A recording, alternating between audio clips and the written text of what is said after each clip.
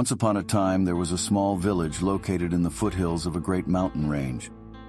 The villagers were a simple folk who lived a quiet and peaceful life. They were content with their simple existence, and they had no desire for riches or fame. One day, a stranger arrived in the village. He was a wealthy merchant from a far-off land, and he was looking for a place to stay for the night. The villagers welcomed him with open arms and gave him a warm place to sleep and a hearty meal. The next morning, the merchant gathered the villagers together and said, "I have traveled far and wide, and I have seen many things, but I have never seen a place as beautiful and peaceful as this village. I would like to repay your kindness by giving each of you a gift." The villagers were surprised but grateful. They had never received such a generous offer before.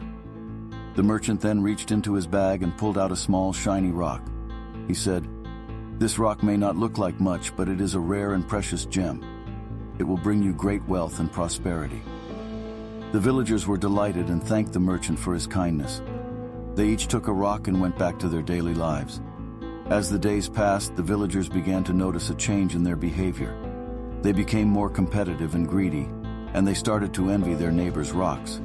They became obsessed with accumulating more and more rocks, and they started to neglect their families and their community. The once peaceful village was now filled with tension and conflict. People no longer helped each other, and the sense of community that had once bound them together was lost. One day, a wise elder in the village gathered the villagers together and said, "Friends, what has happened to us? We used to be a peaceful and happy community, but now we are consumed by greed and envy. We have lost sight of what is truly important." The elder then took his rock and threw it into the river that flowed through the village. He said, "This rock has caused us nothing but trouble. Let us learn from our mistakes and return to our simple and peaceful way of life." The villagers were moved by the elder's words, and one by one they threw their rocks into the river.